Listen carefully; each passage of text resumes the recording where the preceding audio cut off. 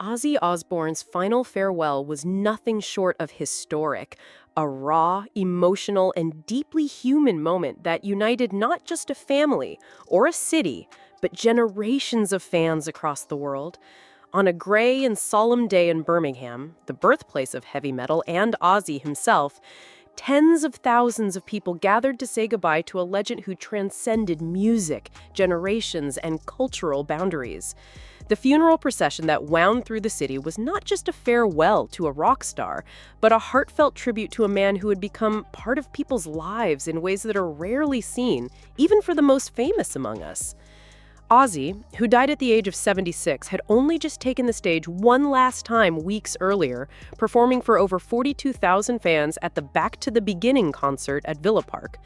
That final show saw him reunite with his original Black Sabbath bandmates for the first time in 20 years, delivering a deeply personal farewell to the fans who had stood by him through decades of music, scandal, illness, and triumph.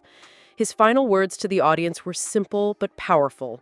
"You've no idea how I feel. Thank you from the bottom of my heart." And now, in the city where it all started, Birmingham came together to say thank you in return. The procession began in the late morning as a sleek black Jaguar hearse carrying Ozzy's coffin, followed by 6 black Mercedes funeral cars, made its way slowly through the streets. Police officers on motorcycles cleared the way. Thousands lined the streets hours before the cortege even began. Entire families came, parents, children, even grandparents, some dressed in leather jackets, others in all black, and many holding signs or photos of Ozzy. This wasn't just a public event. For many, it felt like losing a member of the family. Sharon Osbourne, Ozzy's wife of more than 40 years, was present in the lead vehicle, and she was visibly shaken as the weight of the day set in. At the iconic Black Sabbath Bridge, a landmark now forever associated with Ozzy's legacy, Sharon exited the car, supported on either side by her children Jack and Kelly. Her grief was palpable. The tears, the emotion, the way she clung to her children. It was a rare and intimate moment that unfolded publicly, watched by fans who themselves were moved to tears. Ozzy's other children were also present, including Aimee, his famously private daughter with Sharon, and Louis, his son from his first marriage to Thelma Riley.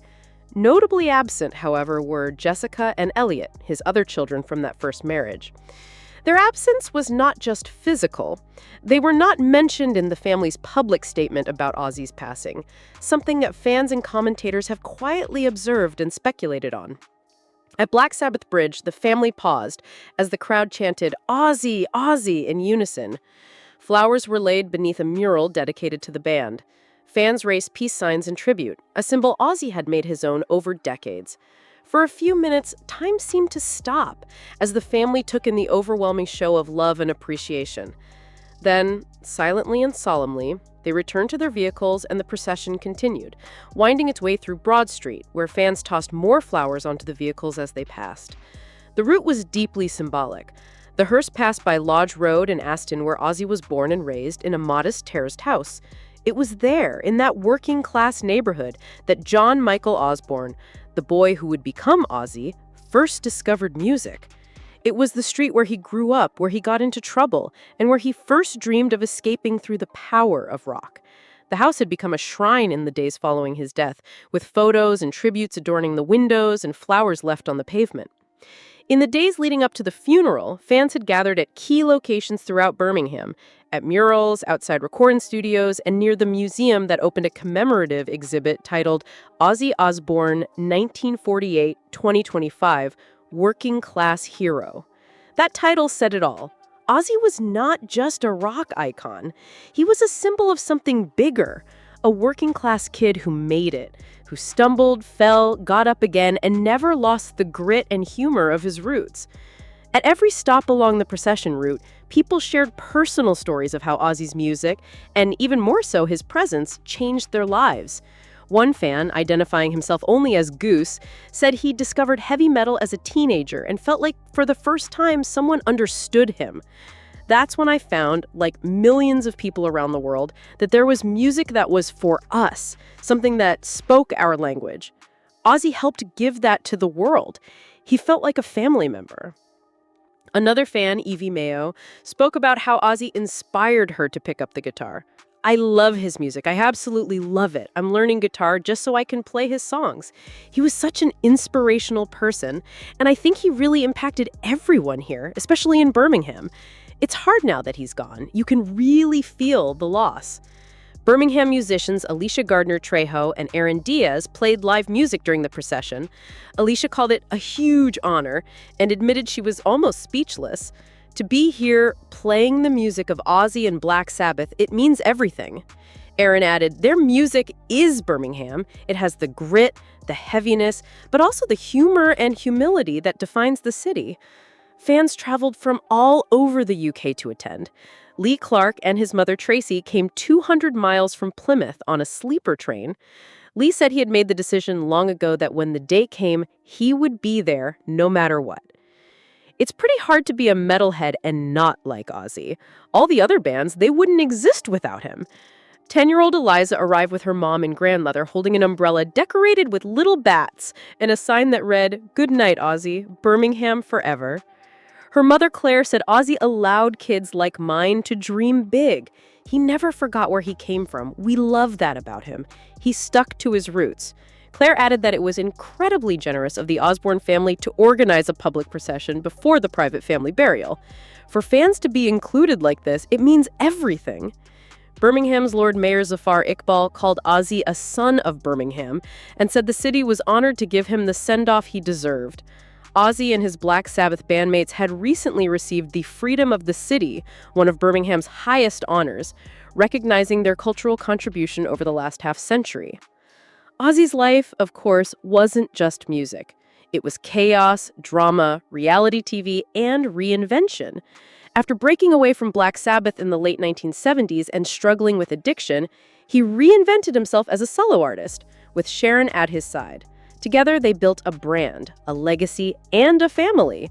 In 2001, the Osbournes reality show introduced him to a new generation and showed the rather different side of the Prince of Darkness. Funny, loving, confused by the remote, but always authentic. In 2020, he publicly revealed he had been diagnosed with Parkinson's disease, which took a toll on his body and ability to perform. Even then, he continued to work, to record, to connect with fans, and finally to deliver one last unforgettable show at Villa Park. After his death, the family issued a statement saying he passed surrounded by love. Reports later revealed that an air ambulance had been called to the family's 350-acre estate, where paramedics battled for 2 hours to save him. Sources close to Sharon said she was considering laying Ozzy to rest in the gardens of that home, a peaceful final resting place far from the crowds. Ozzy once said he didn't want a sad funeral. He joked that people could play whatever music they wanted, even Justin Bieber or Susan Boyle, as long as they were happy. He wanted people to celebrate. He even suggested there should be pranks, like knocking sounds from inside the coffin or a video of him asking for a second opinion on his death diagnosis. "There'll be no harping on the bad times," he once said. "I've been lucky. I want people to say thanks." And now, that's what the world did. Thank you, Ozzy, for the music, the madness, the moments of laughter and rage, the vulnerability and the honesty. Thank you for being real when the world needed something real.